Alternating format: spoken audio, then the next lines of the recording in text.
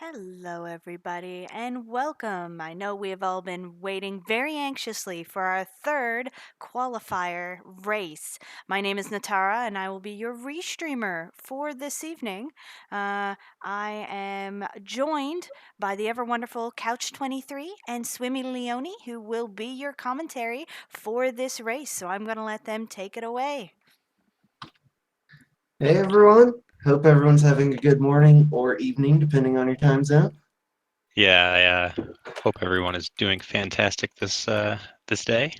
For Couch 9, it's pretty early in the morning, so apologies if our brains are not completely 100%. We are looking forward to a great race today. This is the third of 4 qualifying matches for the Final Fantasy IV Free Enterprise League. The top runners of this match will have a chance to enter the league because of the way we are scoring winners. It's not a sure thing, but it's very likely that the top winners will be included in the final 32 who make it into the league. Couch, do you want to talk about the flags we're running here? I mean, there's a fair amount of interesting flags that we got going on. We got J2, which is it's going to have all the Japanese items and all of the Japanese commands. And it looks like the race is just about to start.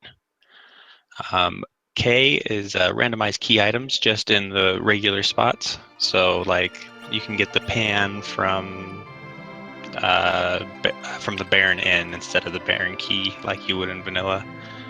C2, that's randomized characters. We have T4, which is we can find really any single item besides a key item in any chest. Yeah, and that S3, oh, go ahead. T4 I think really makes these flags. Oh my goodness, is that a Fusoya start? That's a Palom Fusoya start. All right. It's a very good start. And if today's race is anything like yesterday's race, we should be really excited. We had 2 ties yesterday. That's impressive, all things considered. So we're starting with the Adamant right now. That's really not a useful key item until we get the Legend Sword, so we can make Excalibur. Right, and even then, that's only useful if you have Cecil or Edge. Yeah, exactly. So usually in the beginnings, you'll see people dip into Baron like everyone on screen is doing right now. Some quick item checks, we can see who's in the Baron Inn, which happens to be Edge, being blocked by the Dark Elf and one more unknown boss currently. Yeah, so There's a we've got basically a guaranteed Fusoya Edge, and that's those are the most powerful early game characters typically. Absolutely. So we do have one of the Fusoya challenge flags on. So Fusoya is going to gain spells and HP with every boss defeated. He's not an unstoppable powerhouse right now. However, the spells learned are random. I think they're weighted towards more powerful spells as you go on, but it's very possible to get Nuke, White, or any of the Elemental 3 spells very early. So Fusoya could help just tear through the early game, depending on what we see. Yeah, and at the Baron Inn, or at the Baron item shop, it looked like we had tents and cabins. Usually somebody will pick up 10 or so cabins and call it good. We've already got a little bit of route divergence. So Ginger is heading to Toroya. The play there being there are 2 item shops in Toroya, which means it's your best chance for finding life potions, cure 2s, attack items, all the useful items that people run for at the very beginning of the game. Nicky and Scratchdragon, on the other hand, have both gone to Damsian, which has a decent collection of quick treasures. And it looks like we have a vanilla pass. That's in the vanilla game. If you go to the little cafe or whatever it is in the town of Toroya, that where if you talk to that lady in vanilla, she only sells you the pass And instead, in this game, if we use the pass, it actually gives us a quick shortcut to Zeromus. Right, so that's one of the most important items. Everyone's going to be looking for it. It looks like it paid off for Gingerdamus. That's right away got life potions, the pass, and a bunch of attack items. So Ginger is at an advantage here compared to our other players on the screen.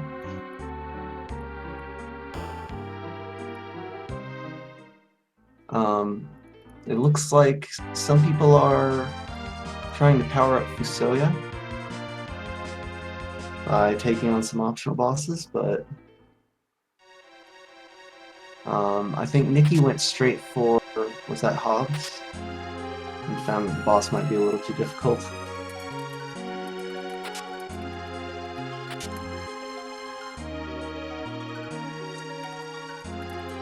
So now we've got two players running the Antlion Cave, which has a pretty high concentration of treasure chests and one of the easiest bosses in the game.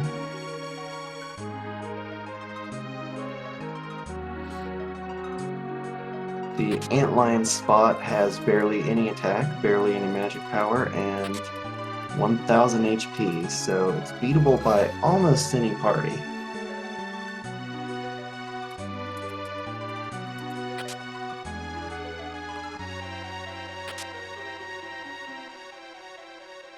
And it looks like there's an adamant armor in the Antlion Cave as well.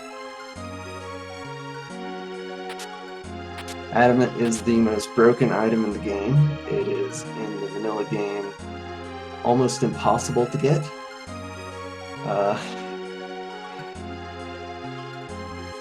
But on the T4 flag, it's fairly easy to get, and you put that on any character to make them overpowered, almost invincible, super high attack, magic, every stat boosted by 15. It's really stupidly strong.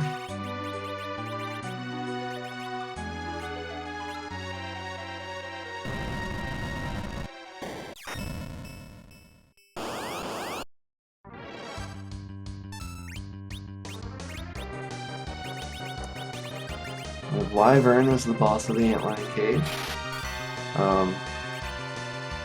Wyvern is kind of infamous in our community, being extremely difficult.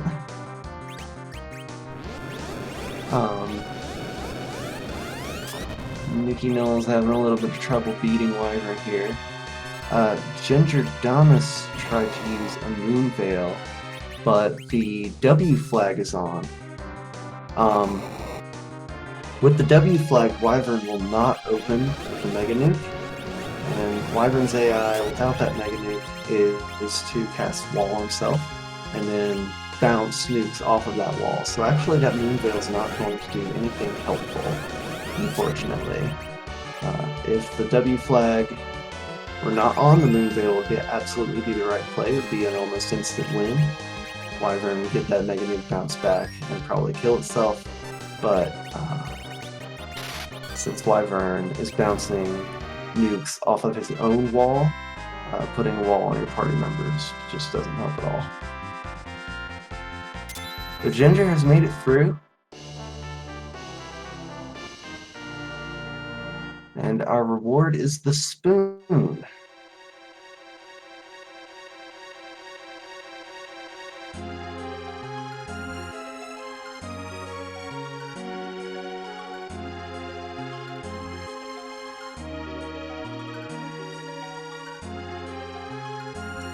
So the spoon is one of the least useful of the key items that you can get. Its only use is for edge to throw. My co-commentator is having some mic issues, so apologies for that. So the spoon's only use is for edge to throw. We do know that edge will be relatively easily attainable since he's in the Baron Inn, so it's not completely useless as it is in some seeds, but it doesn't help with progression at all. If a bull item shop is selling Gaia Drums, which is one of the best attack items that you can use, and Bacchus Ciders, which you want a nice stack of, especially against the aromas, but they're helpful throughout the entire game. Looks like Gaia drums were in Fabul, which is very good, since they can't actually be reflected and can be infinitely spammed to punch through some of these bosses. Nicky is going for Edge now, which is not a bad play since she has a good stack of attack items. It might not be too difficult to get through the young boss spot. We'll see what's there.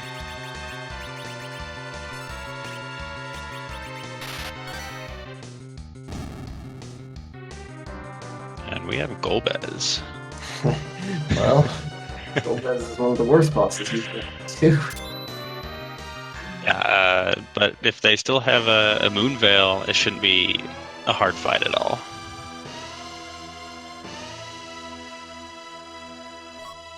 Since Nicky only has 2 members in her party, the Shadow Dragon will not be killing anybody. And it looks like the Rat Tail was in Fabul. That's definitely a good item to have, especially if we can find the hook relatively quick. Right, the Rat Tail is a key item that just leads to another key item. Doesn't require a whole lot of effort to turn in. All you need is the hook. So that one's really nice. If you can get a Rat Tail and a Pink Tail, then you've got yourself another key item and a free adamant armor, which, as we mentioned before, is extremely broken. And the adamant armor is really, really paying off here, just due to the really high magic defense of it. It can actually cause spells to miss, and that's exactly what's happening in the Golbez fight right now.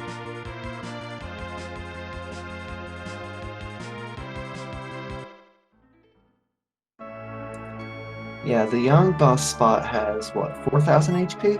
Yes, exactly 4,000.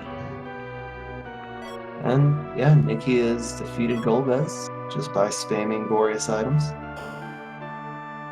It's a great play there. Nicky now has an edge and a pink tail. So we know Rat Tail's in Fabul, Pink Tail is in Baron. Even if this is a hook seed, which would require our runners to pass through Upper Babel to get to the underground.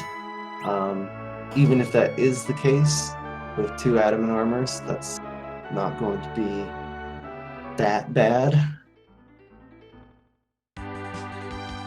So yeah, and looking at the items, the only place that we have left available after all the main areas have been hit is Mount Ordeals. That will hold some sort of progression for us, whether it's the Twin Harp or the Earth Crystal, or the Hook, or the Magma Key, or the Baron Key even. Yeah, quite a few options. I think typically chat is really gung-ho on seeing hook seeds because they like seeing runners suffer. Oh, absolutely. Sometimes it's fun to even play those really tough ones. I like hook seeds personally. Yeah, hook seeds are actually really fun, especially when both the bosses blocking you are free fights. Oh yeah, that's true. So sometimes people will do everything they can to avoid using hook. They will completely clear the planet side, and then maybe some braver runners will do the dive to the underworld and find out that the boss fights are entirely free. It's always amusing when that happens. It's just the nature of Randomizer. It looks like Nicky had no issues with Ruby at Fabul there. Scratch is already climbing Ordeals. Oh, yep, we've got Scratch Ordeals. Ginger is finally getting Edge here. So I noticed that there has been a lot of Kane equipment available. White Spears, Avengers, Gungnir's, basically all of his best equipment. The game is just throwing at our characters here, or at our runners, I mean. So I'm guessing that everyone is hoping to find Kane at this point. Yeah, Kane would be really good, especially with the weapons. Looks like Baigan is blocking the Mylon spot. It's got a 2100 HP. I think it's 2100 HP slot, and it'd be split between the arms and the main body. Yeah, and this spot has basically 0 attack power. So if you find a boss who does almost entirely attacks, that's the best thing you can find there. But Scratchdragon just chucked a spear at it and won instantly, so no need to worry about how dangerous the spot was. And, we have a treat here. Karate, yes, best thing. Karate in the back attack Mylon Z spot, and the animations are such that Karate's not capable of kicking to the left side of the screen. Instead, flies all the way around the world to attack the party. Unfortunately, we may not get to see it. At least not on Scratch's fight. It's a very quick fight. Scratch is pretty powerful at this point. Oh yeah. And about to become more powerful. I did happen to notice that Scratch has an Avenger. So that'll be good once Cecil becomes a paladin here. The Avenger is quite broken in this game. Berserk is quite broken, actually, in general. In like every manner of that word, it's broken in terms of balance. It is, I mean, I think it's the best weapon in the game. It's so absurdly strong compared to other weapons. It's also broken in terms of programming. Oh yeah. It is extremely glitchy. Most of those glitches, the main glitch is advantageous, which is that you can switch weapons mid-fight, and the Avenger will keep the attack and properties of the weapon that you had on previously. So you can have a stronger weapon, switch to the Avenger, or you can have, say, a Drain Spear and switch to the Avenger, and then have an Avenger Drain party.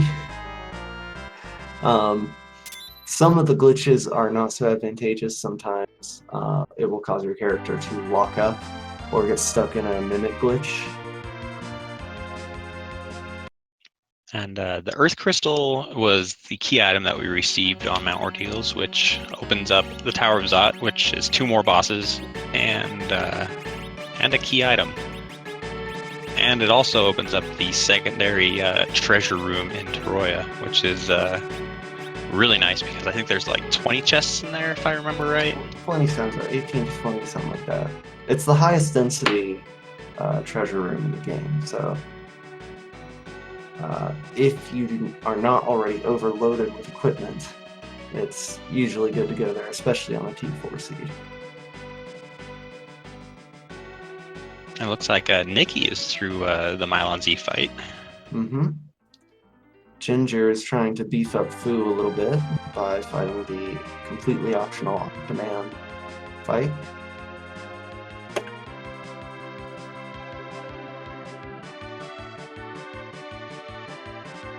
And Scratch is headed to Tower of Zot. Hopefully Scratch decides to check that treasure room. Maybe find another adamant armor or something. But at this point, Scratchdragon doesn't even need any more treasure. Oh yeah. He is quite loaded. Well, it's always good to find checking more the treasure. Get maybe some weapon upgrades for Edge here.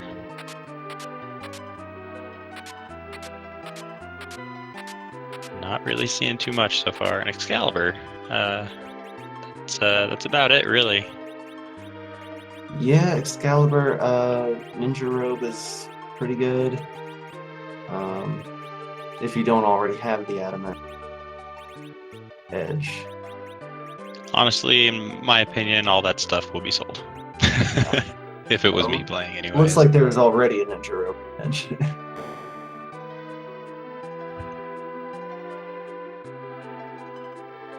We got Martha buying some Gaia drums to help make some boss fights a little bit easier. Yep, good play. And Ginger's taking on Baigan right now, and Fusuya with that adamant armor on is kind of unstoppable, really. Right, there's not much any of the bosses we saw deals to really injure Gingerdamus. The adamant armor does not make you invincible by any means. It makes you extremely resistant to physical attacks and elemental spells, but we could still run into some bosses like Leviathan or Pogo who do damage based on a percentage of your health, and there's nothing Adam can do to help you with that. Yeah. If this does turn out to be a hook seed, Ogo Pogo in the Rubicante spot is a particularly dreaded boss, at least for me. Kainazo is another one that's a little on the difficult side there. Oh yeah, Kainatsu. Kainatsu's wave attack does damage based on Kainatsu's HP. And so the higher HP spot you're fighting, the more dangerous he is. So the Rubicante spots, especially by Leviathan, and the element spots all make that wave attack if you can't cancel it. You can prevent the attack from happening, but you have to be very fast. Yeah, it can just be extraordinarily difficult. Looks like Vanilla Maga Sisters. Not really too hard of a fight with the party that we have. Cecil should be going pretty ham with his Avenger, and Edge should just be straight up attacking, while Fusoya and Palin focus on the other two twins, since Cindy is walled. Right. The Cindy is the one that you want to kill, because Cindy can revive the other two. But don't have much control with the Avenger. So that's the main downside of the weapon. And this is one of the few fights, I think, where that can be a big handicap. Got lucky with a reflected virus there hitting Cindy, which is good. Right, so since Cindy is walled, you can just bounce spells off the party, but you have no control of they're gonna hit. They seem to all be hitting Cindy, so it's quite lucky. Nicky's climbing Zot now as well. And Marth is climbing Deals, so trailing a little bit behind the other players.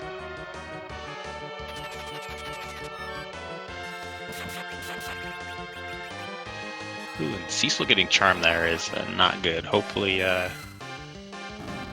Sandy gets taken out before Cecil does too much damage, and that's good.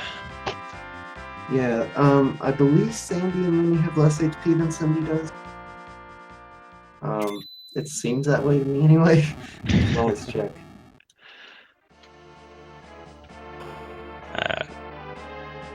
Alright, so we're through. We're gonna find out who our two characters are in Zot. Hopefully, the only really person that you'd want to see right now is Rosa, really. Rosa is arguably the best character in this randomizer. Right. Rosa is white mage, also has pretty good attack, who also has a lot of HP compared to other white mages. She is just indispensable. No one ever dismisses Rosa. I've seen people dismiss every character but Rosa, I think. But it looks like instead we just have a Palin duplicate. Which is fine. Sid is a really good character to have. He's a little on the slow side, but his damage does do pretty good. Yes, and his HP growth is very good. So if you can find Cure 3 items, he can actually be your white mage. Pale Dim. That's a pretty easy boss fight in that slot. A lot of times it just counters physicals with slow, and just don't use an elemental spell on Pale Dim, otherwise it'll absorb it. Right. A lot of the moon bosses have gimmicks, I guess. Counters to attacks or just special ways of fighting or beating them. Yeah. Pale Dim's gimmicks are the slow counter to every physical and absorption of every elemental spell. I'd say Pale Dim is the easiest of the moon bosses because neither of those gimmicks are particularly difficult to deal with. And we have a Nikki through the Magus Sisters, so she'll be coming up on right behind Scratchdragon.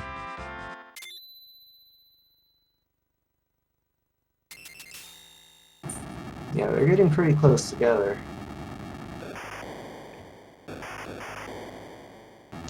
Ginger just getting prepped for the Magus Sisters fight. For anyone who has not done so yet, if you play this game, the developers have replaced almost all of the text in the game. I highly recommend doing a run through the game where you just talk to every character and examine all the objects where there be text in the game, including the ball that drops on Rosa. Yeah, we got the Magma Key from Zot, which opens up quite a lot of items in Underground. So don't give up hope for a Hook Seed just yet. We could still have Mist Dragon hiding at either the King Queen Eblon spot or Rubicon spot. Right, and Miss Dragon could absolutely be required for beating the game. We have not seen the crystal yet. So if you want to see a Hook Seed, keep your fingers crossed. Those are known as some of the troll spots. So on the no free lunch flag, the key item that Edward would give you is instead replaced by a key item, Viridia's mother, only given after you've beaten the Mist Dragon wherever she is. And she could be on the moon, she could be another Babel, she could be the boss from the package where you would normally get Rydia and Vanilla and fight the Garden Soldiers. She can be in lots of these trolley locations, kind of a community. It looks like Niggy had 0 issues with that fight at all, so it's always good. Yeah, everyone has a really powerful party and really good equipment. In terms of difficulty, this seed is not so far presented any serious challenges. It may be a little bit at the beginning with the Wyvern fight at Antlion, but nothing insurmountable or that has anyone banging their head against the wall. Alright, it's time to see what's underground. Scratchdragon is going straight land to summon monsters. Which is a good play because, especially if you don't have the pan, you could happen to find the pan here, and that way you can just knock out 2 key items at once when you go see Yang in the Sylph Cave. Yeah, this is a great place to find the pan. I also really like to take on the Dwarf Castle. Sometimes you find the pan there. Just like with any rando, it is, in general, a good idea to not double dip. So if you find the pan, you do not have to double dip the Sylph Cave. There are also several completely free treasures down here.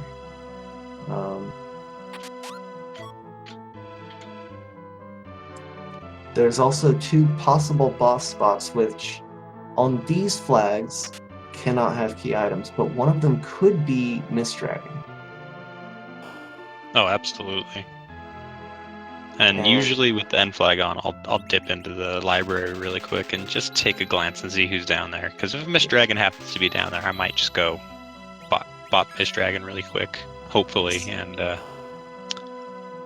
Absolutely. Although the boss spots there, Leviathan and Asura, are, in my opinion, two of the hardest boss spots in the entire game.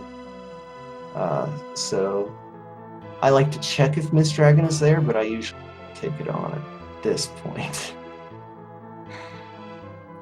with Adamant on, it won't be too much of an issue, just due to Miss Dragon only being physical. And it looks That's like true. Miss Dragon is in the Leviathan spot. Miss Dragon is in Leviathan spot. Our runner does have some adamant armors. Ooh, Looks like choosing not to Scratchdragon fight it. is noping out there, which, like I just said, that is a difficult spot. Adamant armor doesn't make you invincible, and that Leviathan spot does have very high attack power. It's hard to say if Scratchdragon were to attempt that fight, whether the Miss Dragon would be pummeling him to death or not. Miss Dragon in that spot, as long as you're back row with adamant armor, you shouldn't have an issue at all in that slot. Especially if it's on Fu or something like that, because I don't see it really being too big of an issue there. Yeah. Scratchdragon is instead checking on Young to get a free key item from Sheila. Well, not exactly free. It does take a decent amount of time to go back and forth between Sylph Cave. And Ginger finding the guard soldier fight and at Dwarf Castle. Officer soldier, whatever you want to call him. This is one of the easiest fights in the game. If you do not have the no free lunch 2 flag, these enemies are all susceptible to instant death. If you have a coffin, you can use it on the officer, and the soldiers will then all kill themselves. So it's a very easy fight. Yeah, Chad is pointing out that Scratch really should be able to take on this dragon there, because he still has a lot of weapons he can throw with Edge, and that's true. He found a lot of ninja stars and cane spear. You have to be willing to throw away your cane spears, of course. But at this point, this is a solid party. I would personally only maybe replace Sid with a white mage. Otherwise, I wouldn't be looking for Kane anymore. There are sirens in the Dwarf Castle shop. Sirens are our grind item. It looks like we have French vanilla dolls. Mm-hmm. Just a quick quake will definitely wipe them out, no problem. And Kane was the character at Dwarf Castle. So, just speaking of Kane. Yeah, Ginger did take Kane over Cecil, looks like. All right, Nicky is checking. Let's see if Nicky decides to take on Leviathan here, or the Leviathan spot. There we go. Cool. Let's see this Miss Dragon crystal. I'm kind of hoping for it, yeah. Probably the strategy here would be Edge with adamant armor in the back row.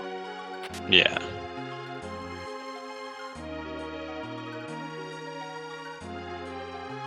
If Edge has adamant, I would definitely make sure to row him and then probably just berserk him, because the cold mist doesn't do really anything. No, it just eats time. Yeah. So berserk is on most bosses the winning strategy. And it looks like the crystal, was it Dwarf? Did I read that right?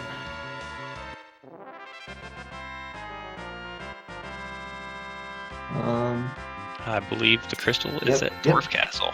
Alright, so it looks like this Miss Dragon fight is optional. So that's unfortunate for Nikki. She took a gamble that was not an unreasonable gamble at all. I might have taken it myself, because not everyone checks the library to see if Miss Dragon is there. Oh So yeah. it can really give you an edge. And having the Crystalline Pass already means that Ginger is in go mode. All they need to do is grind and then go fight Zeromus. Right, and since we already have the grind items, the White Mage, multiple strong fighters, and lots of in-game equipment, probably going to see Ginger go straight to grind up and go straight to 0. Might try to get 10 key items for the double experience. We'll just see what he chooses to do. Every player has their own style.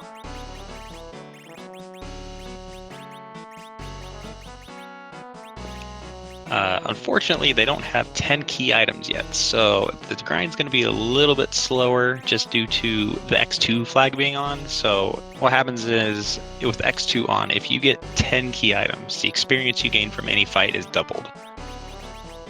In this situation, I probably wouldn't chase down 3 items. It could be seriously tough to do and a waste of time. I would just immediately go use my sirens on those yellow dragons and hope for the best. Looks like Scratch didn't do Fabool actually, and is doing the turn-ins.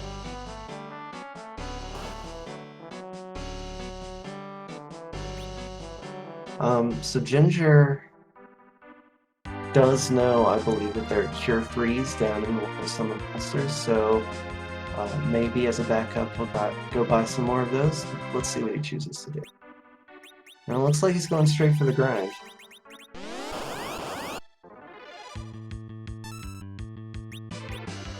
I would say that's the right move. I agree with that. I really like having Cure 3s as a backup. We have an Avenger for Kane, so really at this point you don't need White Mage. You could just tank all the big bangs with Sid, use Cure 3s and damage. Yeah. Again, every player has their own style. So, yeah, I'm really interested to see what happens here. Let's see what Sheila is giving the Darkness Crystal. Ooh. That's interesting. That's a free character. And an alternative grind spot as well. Right, and a shop, although we know that the pass is not in that shop. Neither are sirens, Cure 3s, or anything else you really need, outsiders. So, that's not really helpful at all. Yeah, just Kane having Adamant and Avenger on makes him ridiculously fast and quite powerful. Kane should have no issues just destroying Zeromus. And it looks like Nicky makes it through the fight. Good job, Nicky. We don't get to see what the reward is until Nicky returns topside and talks to Riddiesma. And Marth opening chests in the Land of Summon Monsters caves, which can be a little bit risky because, granted, you can cast float on your party to not hit those damage tiles. But there's one trapped chest in there that can waste a little bit of time. So trapped chests are more likely to have better items in them, but this is T4 where any item can be chest, so on this particular setting, it's not really advantageous to fight any trap chests. Unless you're trying to grind, that particular trap chest does give a decent amount of experience and it's very easy. Scratchdragon going Baron. I did notice he threw Adamant Armor on Cecil, which can be kind of iffy because the enemy's agility is based on Cecil's agility. And the higher Cecil's is, the higher the enemy's is, basically. Right. It's not a terrible play. I think people worry a little too much about Cecil's agility. Cecil, at this point, with an Avenger or using the Excalibur for a bigger glitch, plus Adamant Armor, is going to be able to take on almost every boss here in Baron Castle. 2-3 hits alone. Yeah. and these bosses are fairly easy too. So Marth seeing this dragon and noping out, which, as we know, is a good play right now. let's see what Rydia's mother has here on Nicky's stream.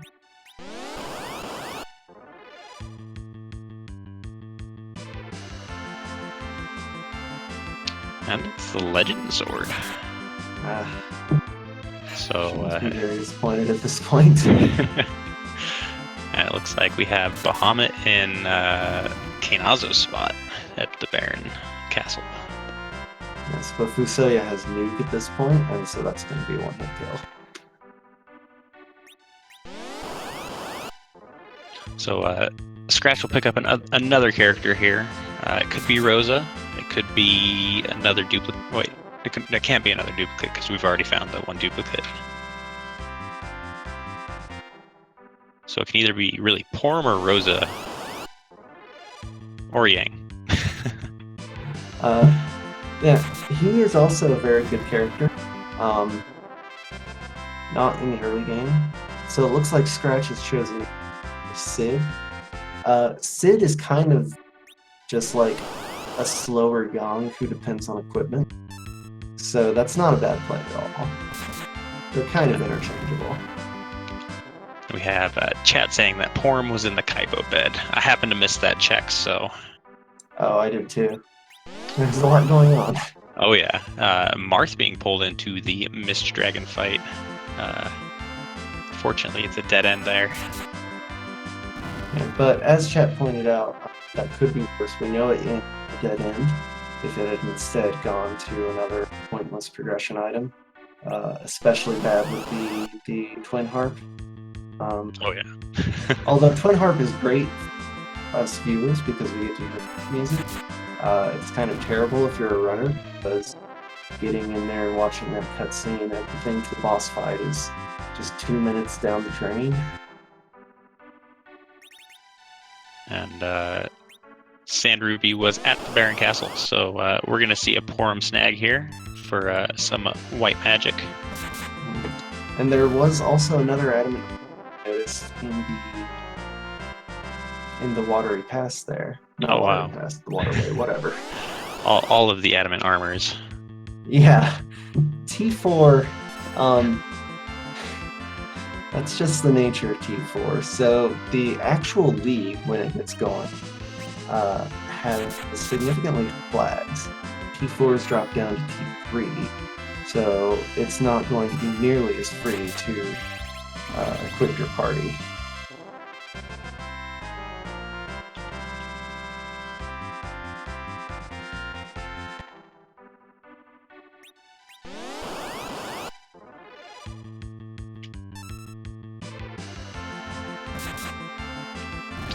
So Ginger, I'm assuming, is really close to being done with the grind here.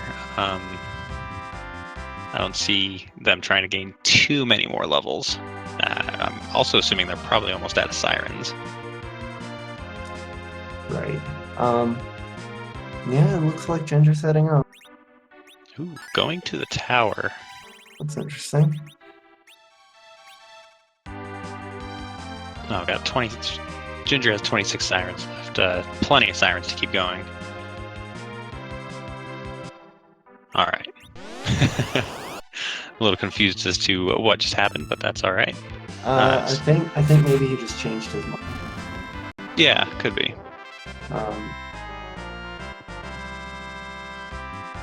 So going to fight Zemus in your mid-40s, it's absolutely doable. If you have a Cane with an Avenger, it's significantly easier than it might be otherwise. But that doesn't mean it's necessarily easy.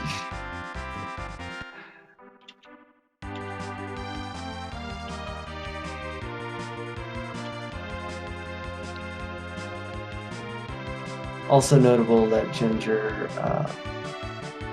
killed Sid. Yeah, which is very good.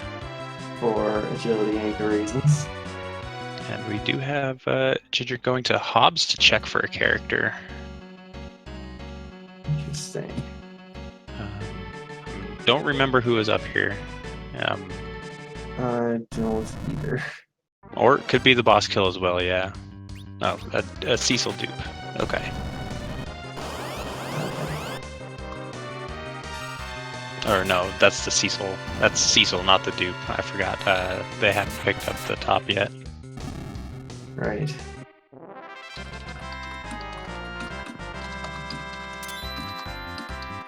So it looks like Ginger was just trying to get Fusuya fully powered, which really wasn't needed because Fu already had Cure 4 and Nuke, the two spells that you really kind of focus on there, especially since Ginger doesn't have a white mage.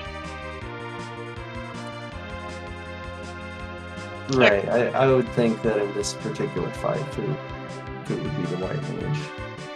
The 100 HP, really kind of negligible, especially if you're going to keep grinding and getting some more levels. It could come in clutch in if you get a really high Big Bang roll. It depends on your strategy. So some people really like to nerf Big Bang. Yeah. You can weaken Big Bang's power by using a spell and zero to cast Big Bang.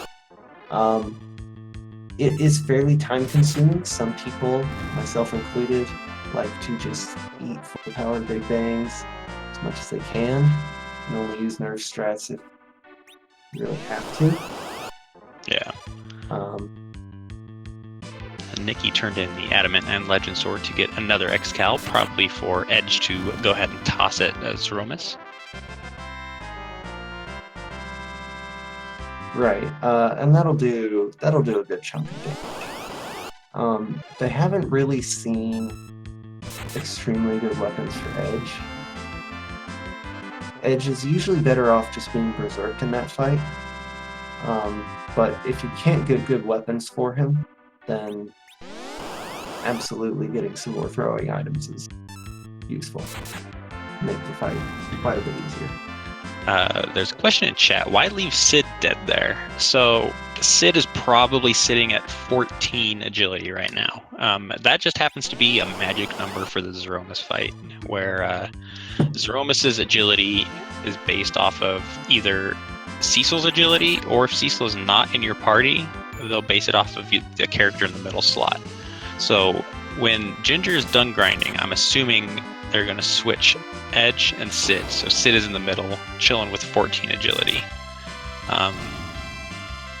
Basically, it just makes this fight a lot smoother, and Zeromus not quite as fast as compared to, say, if they were at like 19 agility, Zeromus would be much faster. It looks like Scratch is now in go mode doing the 10 key item grind. So it's going to go a little bit faster than Ginger here, but still a fair amount behind.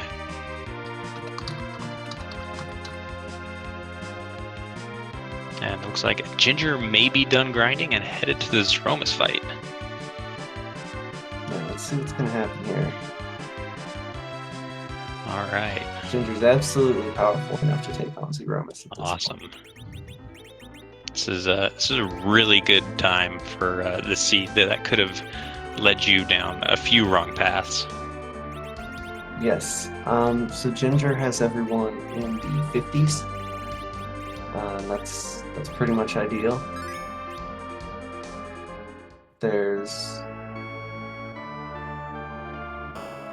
Zeromus is never completely free. There's still things that can go wrong. Yeah, absolutely. But if I were in Ginger's position, I would be very confident that I could get this up one more time. Oh, especially with two adamant armors and Kane being having the white spear with the probably Avenger glitch hit. It's going to be a really quick fight if executed properly. Right. The Avenger, so the way the Zeromus fight works, he very frequently cancels out all status effects, walls, berserk, fast, slow, all of the things. But the Avenger's berserk status is never canceled, and therefore it's just, you don't have to waste any turns berserking Kane here. So it's just constant pressure on Zemus. Your white mages can focus on healing. It really is, like, this is why I think it's the best weapon. I'm always looking for an Avenger when I play. Ginger turning battle speed down to 2, it's definitely a good strategy, especially if you're not comfortable with the Zeromus fight. It's just allows for more reaction time on your end, because battle speed in this game affects both you and the enemies. So the faster the battle speed is, just the faster paced everything is. Unlike in other games like Final Fantasy VI, battle speed only affects the enemies. So it doesn't really matter in this game how... Doesn't really matter actually isn't a fair statement. Changing battle speed can give you an advantage in some fights. And we have a fish. Yes, it's Fishomus once again. This was the same boss sprite that I had in my race with earlier this week. Zeromus's boss sprite is randomized as well. There are, I believe, 250 sprites now that it can be. His attacks, his battle script is not changed at all.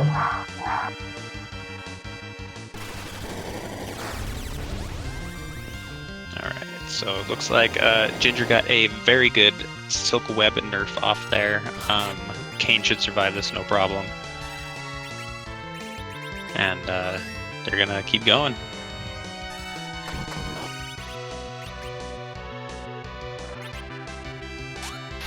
So in this fight, Zeromus will actually refill his HP, I want to say, at I think it's once you deal about 58,000. I think it's around that number. Yeah, it's like 12 to 15,000 HP remaining, something like that.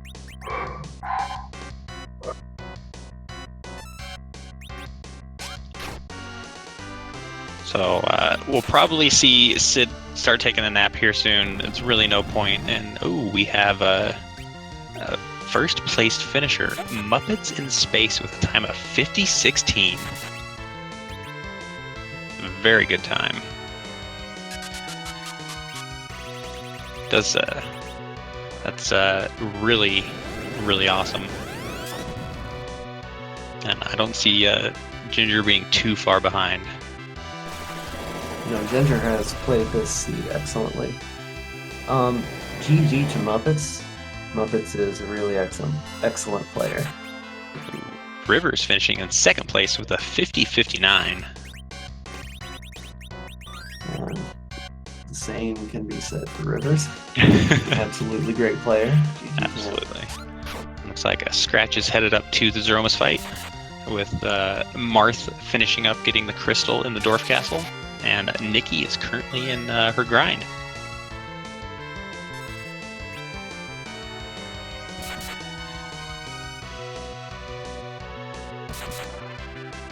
So I don't see Ginger being too much longer in this fight, especially with just Kane just going ham over here on Zeromus. Right. Getting Kane and an Avenger, there are many strategies for fighting this. But once you have Kane and an Avenger, you're kind of locked in. You're not going to be doing strats, right? You can skip Zeromus's HP refill by exclusively hitting him with reflected spells, but that's not going to be faster than just having Kane hammer at him. And Edge surviving that Big Bang with 10 HP left. He might not survive yet. Oh, he got close. it. Big Bang does inflict the sap status, and so if you get someone down to single digit HP, a large portion of the time they are doomed. But I would say that putting the battle speed on 2 there might have just saved Edge. Yeah, exactly.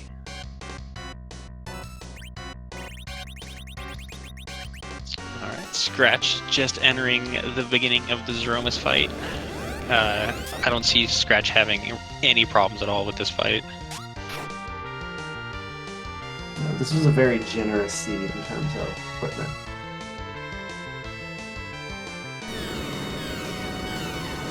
And characters. And items in item shops. And especially having a white mage here, that makes things a lot easier. We have another finisher. Dragon Dart and Obda Jr. actually both finished at almost the exact same. And Ginger 1 second behind them, and then Invenerable 5 seconds behind them. Really, really close here. Yeah, there's a big cluster of times here. GG to Ginger. Yeah, that very was really well played. Excellently played. So it's hard to say exactly because of the way the scoring is working for getting into the league. It's hard to say that Ginger will necessarily qualify, but I would say it's pretty likely. Oh yeah. And Nicky about to head to Zeroma's fight as well.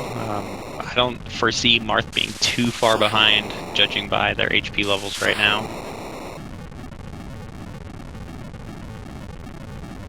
Have a 7th place finisher with Supremacy finishing at 54-18.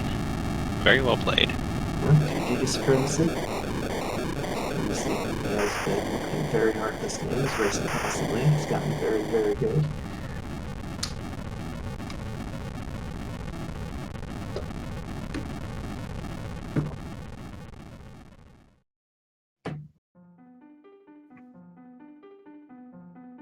So I think Marth will probably be about 8 or 9 more sirens, and then they'll probably jump to Zeromus as well.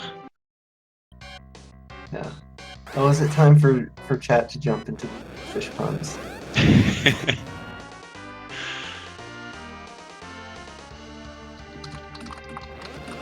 We got Kobahi finishing in 8th place with a 55-21. So many good finishers. Indeed, Kobahi is an experienced vanilla FF4 runner as well, so he came into the community with a bit of an advantage on that front.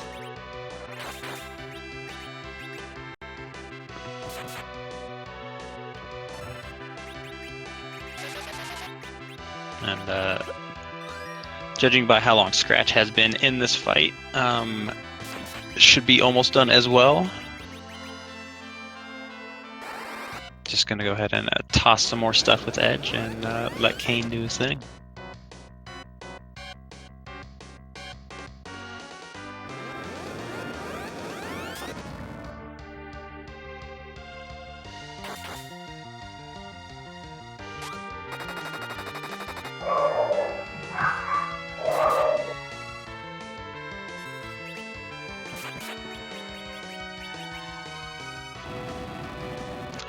Nicky with the Bacchus wines, which I didn't actually remember seeing where those were at. Great White Hope finishing in 9th place with a time of 56-26. Anything with these flags sub-hour is really good, and there's a lot of good FF4 randomizer players that have been just practicing constantly, doing races after races after races. And we have Silverfire in 10th place with 56-44, Avok Jam in 11th place with 56-52. Lots and lots of close finishes. Still no ties yet. Well, hopefully we'll see a tie or so. And looks like Scratchdragon finishing in 12th place with a 57-15.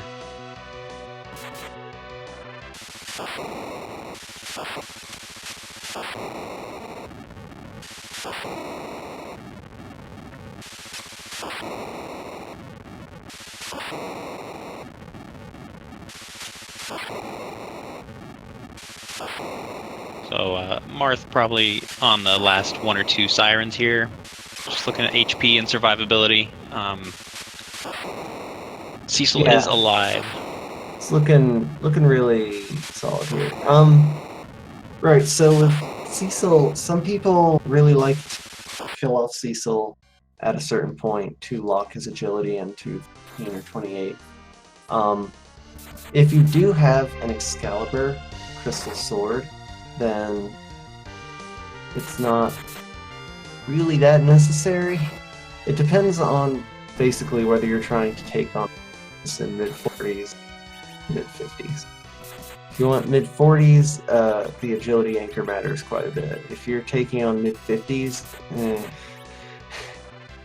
if you have a white mage, you're probably going to be... Looks like we have 3 finishes like back to back with Salty Fry in 14th with a 58.25, Dusty Griff in 15th with a 58.28, and Mortal Mago with 16th place with a 58.30. So 3 finishers with a 5-second difference. That's some pretty close timing there. This is an insanely close race. It was a fairly linear seed. It didn't really open up into having lots of options until players got the Magma Key, at which point that's when we started to see versions. Nicky is on the Meteo phase here. Meteo meaning that Zero is almost dead. Nicky finishing with a time of 59.14 according to SRL. GG to everyone. Yes, GG. We really didn't go too much into the Zeromus fight. There's actually 3 phases to Zeromus. His first phase, all he's really going to do is do big bangs and black holes with the occasional virus command. Once he hits his refill, he shifts to a second phase, which will be big bangs and black holes with a nuke thrown in every so often.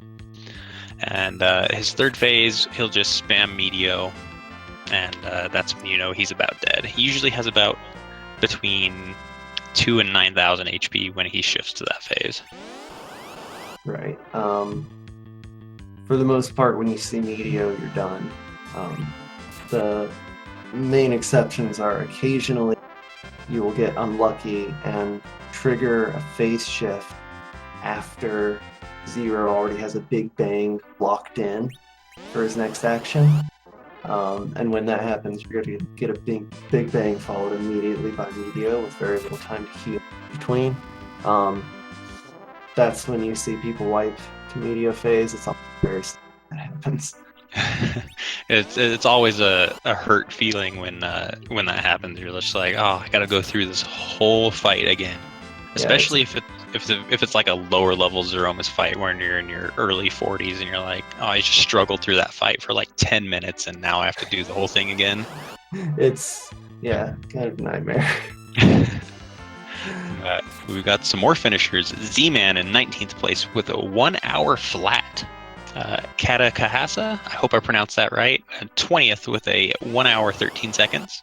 Mr. Ubik in 21st with a 1 hour 36 seconds. Zyrak in 22nd with a 1 hour 1 minute and 18 second run.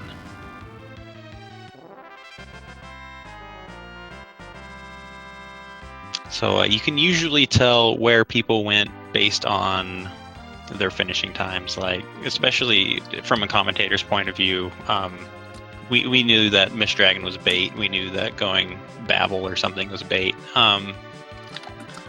Just sometimes you got to make a play if you want to try and get a win, and that's what some people did going MarthSK.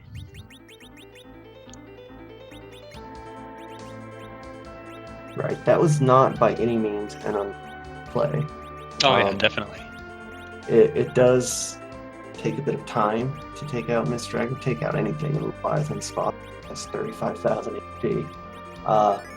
But that's the kind of risky play that can really put you ahead, because pretty much everyone is going to be getting the free item down in the Land of Summon Monsters and checking on Young and the Sheila items. Those are all free.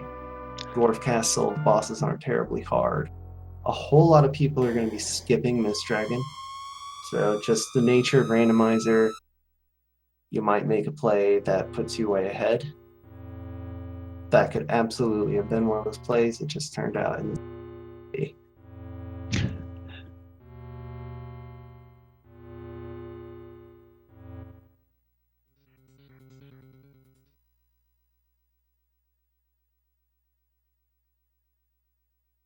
I don't see why not.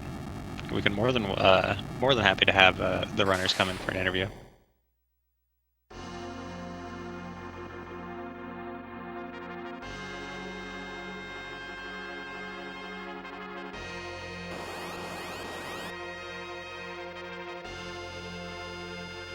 So it looks like Marth is going ahead to start the Zeromus fight. Having only Fusoya being the main cure force is a little on the downer side, but there's no really big issues with that. And we're going to be trying to get Ginger in here and hopefully Nicky and Scratch as well.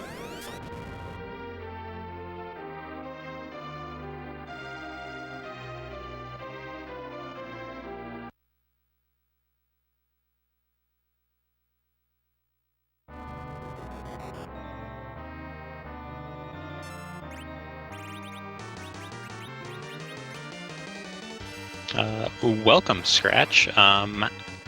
GG on finishing with a 57-15. How do you feel about that seed? Hang on 1 second, I'm getting some feedback here. There we go. All right, I'm alive. So, the seed was fine. It was pretty straightforward. If I had dove into Dwarf Castle the moment I got Magma Key, I think I could have taken it, but I decided against it because that's such a long fight not to do. But it was really straightforward. I was actually very surprised at how that seed actually turned out. Yeah, there were definitely some bait taken by some runners. I noticed Miss Dragon led to a dead end, which I did see some people do. Did you ever consider like jumping into the Tower of Babel at all, or? It's so rare that you jump into Tower of Babel without the tower key that there's actually something there, aka the tower key is actually there, so I just decided against it. I was actually considering skipping Baron and just going back to the underground, but I said let me finish up the overworld and then head back down and we'll work from there. But what surprised me the most is the amount of racers we have and how good everyone's gotten in the week and a half I've been missing. I gotta up my game and catch up. Yeah, people are getting really good. And speaking of really good, Nicky is here as well. How are you doing, Nicky? Well, took's a gamble. Probably no one else took, if that would happen. Yeah. Race was fine. Can't complain. Just didn't pay off. Oh yeah, you played Hope at extremely least well. you guys had a nice show to watch. Oh, absolutely. The beginning was kind of train wreck, but I mean, putting the worst two bosses in the first two locations. Yeah, that just sucked. And yeah, I mean, when I saw the Zemus-Dragon at Leviathan, I was like, gosh, if this is the play, we are gonna be far up there no matter what happened before. But yeah, sadly it didn't give me more than an Excalibur. Yeah, Rando's gonna Rando. It's just the nature of the beast. But you still played extraordinarily well for that. Yeah, I was actually not certain about Zeromus. Like, I don't like going into with Fusoya as a healer. Then again, I knew getting Porum with the Sand Ruby was like, I would level Porum up in time. That's not gonna happen. That would take way too long. So I just went for it. Actually, putting 3 slows helped a lot more. I never did that. I should do that more often.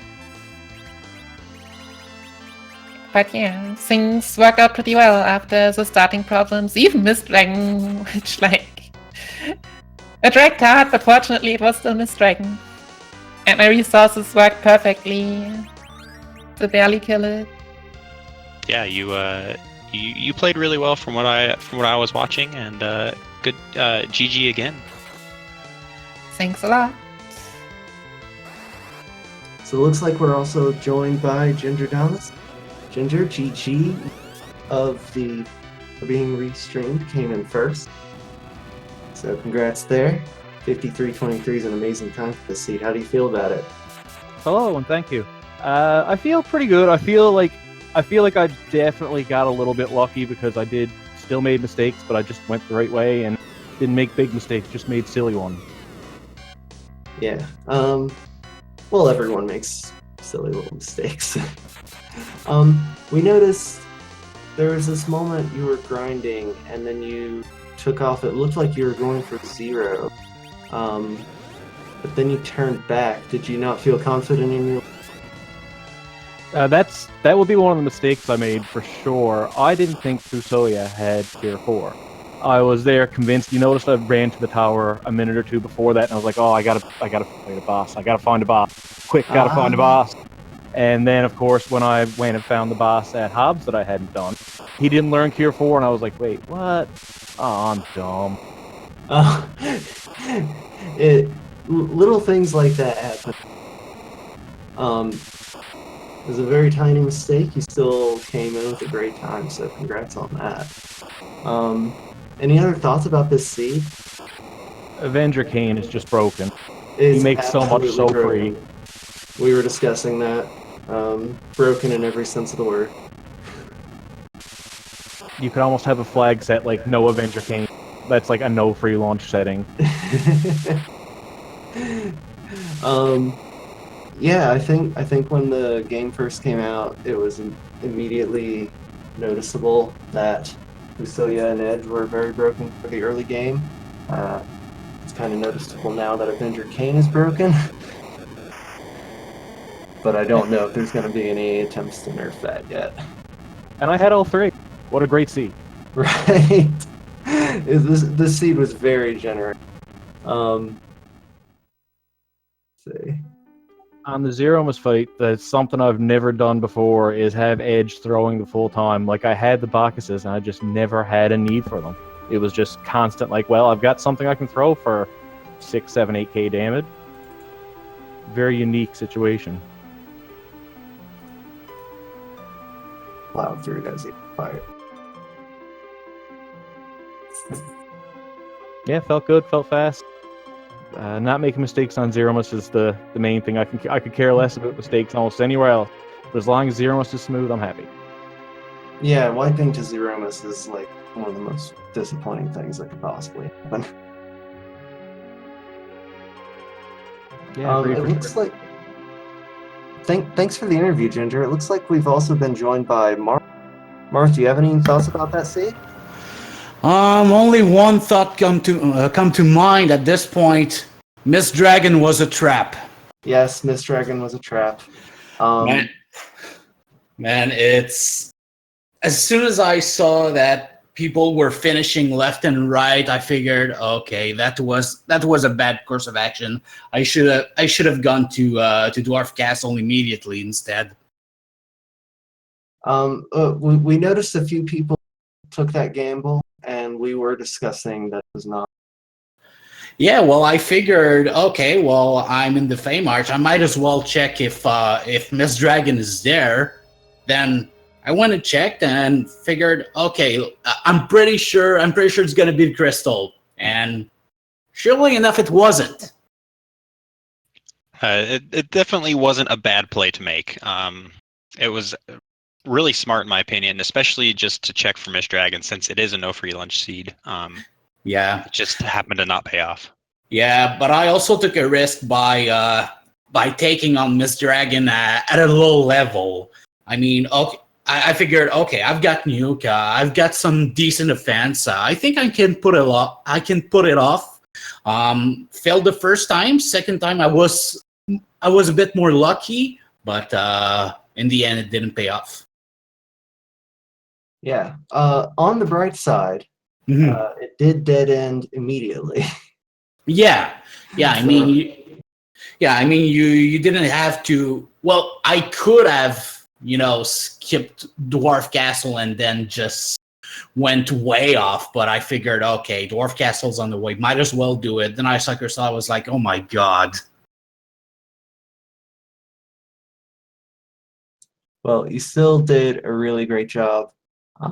Thank you. you for willing to be restrained. And Oh, no problem. My pleasure. for this interview. Yeah, thank you. Yeah, we appreciate it. Same here. Take it easy. Yeah, take care. So, Couch, any last words from you? I think I we're just all want wrapped to up here. say GG to all the runners. You all played amazing. thank you so much for allowing me to commentate. Thank you, Swimmy, for the awesome commentary as well. Likewise. Natara, thank you for the restream. If you haven't followed these runners, go ahead and go give them a follow. They are all proceeding and advancing really well in Free Enterprise. Yeah. Major thanks to Rivers and Borg for putting this together. Rivers for getting this league going. There is one more league qualifying match. Couch, when is that? Is that I Tuesday? believe it's Tuesday at, I don't want to say the wrong time, but I believe it's at 7 Eastern time, 7 Wrong p.m. Eastern time. time. No, it's the correct time. Yeah, 7 p.m. Okay. Eastern. Here again on RPG Limit Break is going to be the fourth and final qualifier match. So you want to check that out to see how nice or not nice the seat is, and whether we get some surprise finishers sneaking their way into the tournament. Okay, well, thank you so much to our commentary. Thank you so much to everyone who's been out to watch, and we're so happy to have had you here. And please make sure to come back and watch these folks race again for their last chance to make it in to the race on Tuesday. That would be, let's check our calendar. That will be the 24th at 7 p.m. Eastern. So hope to see everybody there. Bye.